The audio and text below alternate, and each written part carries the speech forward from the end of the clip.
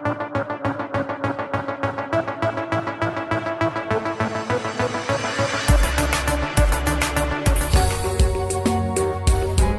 from around the globe. Hot, fresh, balanced and objective.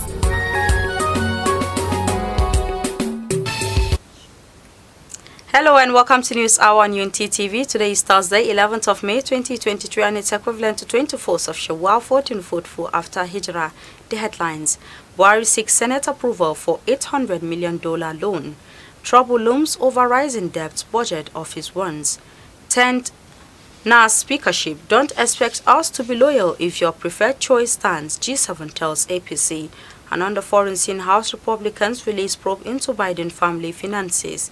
And in sports, Electric Inter beats rivals Milan to take control of Champions League semi-final. And those were the headlines, and for details and more of the stories, I am Rukayat Sani Ibrahim. President Muhammadu Buhari has asked the Senate on Wednesday to approve an $800 million loan to finance the National Society Safety Network Program, NSSP. Buhari's request was contained in a letter read to the Senate by Ahmad Lawal during the Wednesday plenary session. According to the President, the funds will be transferred to 10.2 million poor and low-income households for a period of 6 months, with a projected multiplier effect on 60 million people. The President therefore urged the lawmakers to expedite action on the request for proper implementation. Each of the 10.2 million individuals will receive the sum of 5,000 naira per month under the conditional cash transfer window of the program. The Budget Office of the Federation has said Nigeria now has a limited borrowing space due to its poor debt to revenue ratio, stressing that trouble looms for the country if it exceeds its limit.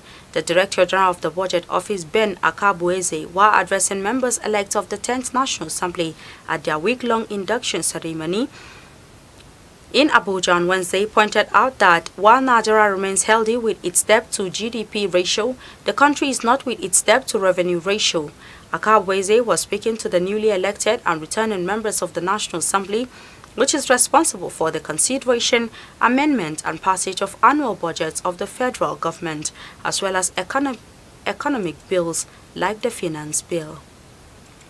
Following the zoning arrangement for National Assembly leadership position released on Monday by the National Working Committee (NWC) of the All Progressives Congress (APC), 7 aspirants for the Speaker of the 10th House of Representatives have come together under the G7 platform to reject the declaration. The members of the G7 group are Deputy Speaker of the House Honorable Ahmed Idris Wasai, Honorable Yusuf Gakdi, Honorable Mukhtar Aliyu Betara, Honorable Sada Soli, Honorable Aminu Sani Jaji, Honorable Miriam Onua, and House of Representatives Majority Leader Honorable Al-Hassan Dugwa. The G7 lawmakers, during a meeting with the APC NWC members in Abuja on Wednesday, described the zoning arrangement as unfair, unjust and inequitable and threatened to oppose any attempt by outside forces to impose a leadership on the 10th House of Representatives. Honorable Yusuf Gagdi, while addressing the APC chairman, Abdullahi Adamu, noted that the proposed arrangement by the NWC was wrong, saying that the party should not hope that their loyalty will be guaranteed at the detriment of justice, peace and fairness. The Southwest Governors Forum has described the proposed APC zoning formula for National Assembly leadership position as a skewed arrangement that aims to reinforce injustice and enhances inequity. The forum alleged that the contents, intentions and motives of the zoning formula represent early signs of steps aimed at attempts to cabin the hard-earned presidency by a few individuals with eyes on Aso Rock power buttons. In a statement signed by its chairman and governor of Ondo State, Rotimi Akeredolu, the forum alleged that Northwest region will be favored with 2 presiding officers' positions out of 4, while North Central suffers the consequences for its innocence and showed loyalty by having none. He said the move to zone the National Assembly leadership positions lays a dangerous foundation of distrust, needless suspension, even as it structures nothing but a combination of bube trap, charging the North to play a stronger, more robust and all-inclusive roles in the emergence of the positions zoned to the region, especially the speakership. He added that the role of the Progressive Governors Forum appears unimportant as consensus was yet to be reached, with the NWC hurriedly released a tool for the opposition in the guise of a zoning formula. Plateau elders have insisted on a Plateau candidate for speakership of the 10th National Assembly for the interest of equity. The elders, in a statement by its spokesman Jonathan Ishaku, said while the Northwest and the Northeast geopolitical zones have produced the speaker 4 times and 1 time respectively, the North Central has never produced one. Rising from a meeting in the house of the chairman of the Plateau Elders Forum, Ambassador Yahya Kwande, in Jos on May 7, 2023. The Executive Council members of the non-partisan organization called on elected members of the House of Representatives, both old and new, to back a Plateau State candidate for the position of the speakership in the Green Chamber. Recall that 2 frontline candidates vying for the position in the North Central geopolitical zones are from Plateau State, namely Honorable Ahmed Idris Wase, the outgoing Deputy Speaker, and Honorable Yusuf Adamu Gagdi. Each of the 2 candidates possesses unassailable credentials. As Deputy Speaker in the 9th Assembly, Honorable Ahmed Idris Wase has served diligently using his long legislative experience and has deputized effectively for the Speaker of the House of Representatives. On the other hand, Honorable Yusuf Adamu Gagdi, on account of his legislative dexterity and skills, has sponsored the highest number of bills by a member in a single first term, with 6 having been assented into law by the President.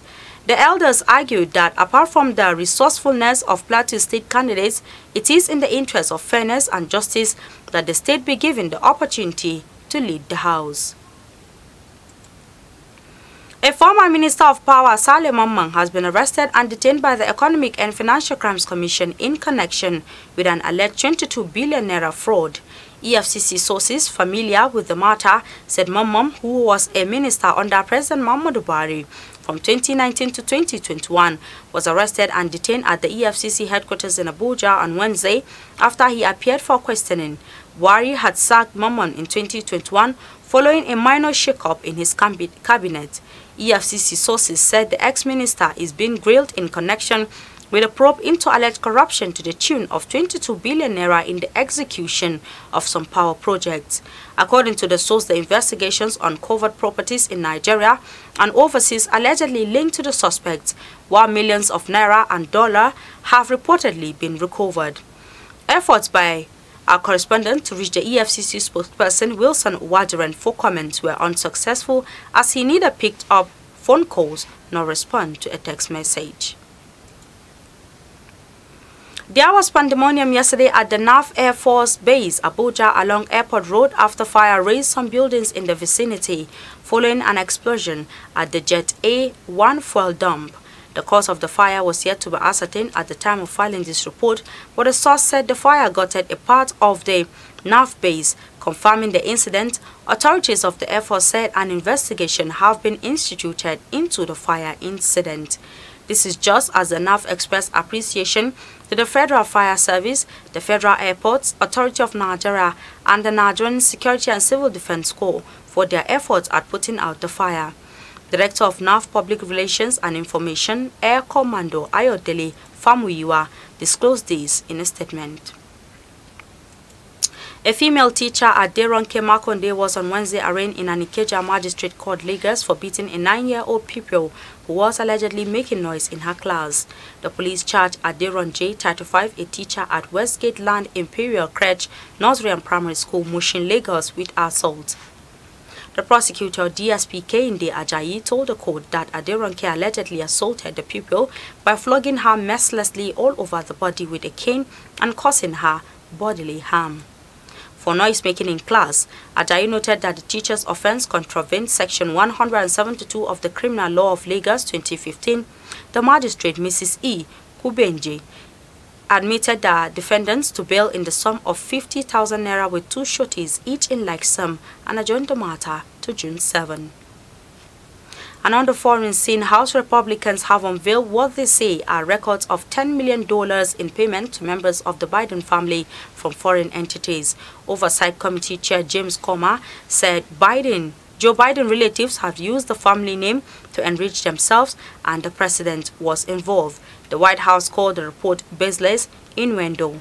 Republican leaders pledged to aggressively investigate Mr. Biden, his administration, and his family when they took over control of the U.S. House of Representatives in last year's midterm election.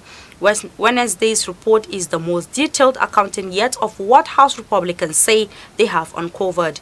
The roughly 30-page report detailed what lawmakers say are various companies and financial records tied to family members of Mr. Biden, including his son, Hunter Biden, and daughter-in-law, Hallie Biden.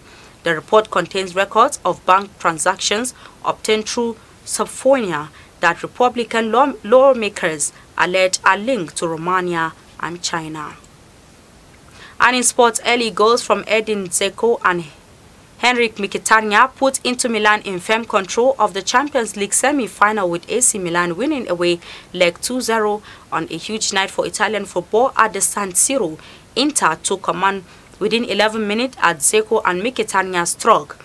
The hosts had suffered a big blow even before kick-off when Rafael Leao was ruled out after failing to recover from a thigh injury, and his influence was missed. With Inter full of intent and punch during a devastating first-half performance, Inter have the advantage of playing in front of their own fans. Back at the San Siro for the semi-final second leg on Tuesday, the winners of the tie will play either Real Madrid or Manchester City in the final. And with the sport news, we've come to the end of our bulletin for today. You can follow us on our social media handles at Facebook, Instagram, and Twitter at TUNTBE Radio FM TV, respectively. You can also watch us live on the satellite decoder Badarsat, which is being watched in about 8 countries of the world free. You can also follow, watch us, and stream us live on our YouTube channel at Unity FM TV. I am Rukayat Sani Ibrahim. Thanks for watching and enjoy the rest of our programs. Do have yourself a lovely day. I was the head boy in my primary school, senior prefect and best graduating student in my secondary school, but drug abuse almost ruined my life. I was on an average of 2 grams of cocaine per day. I was taking 8 ampoules of pentazosine daily. European shisha, cocaine. I became a user, a dealer, and a gangster. I saw other users drowning. I knew I didn't want to be like them, but I was already trapped. My family disowned me. My employment was terminated. I sold my car, sold my house. I'll go out well-dressed and return shoeless, shirtless in exchange for drugs. I was seeing things that were not real, and I once stabbed myself because I felt something crawling under my skin. I contacted NDLEA and started therapy. I spent 3 months in therapy. I spent 8 months. It's easy to relapse, but your mind has to be stronger than the cravings. Drugs does not love you. You are not the one using drugs. Drugs are the one using you. Say no to drug abuse.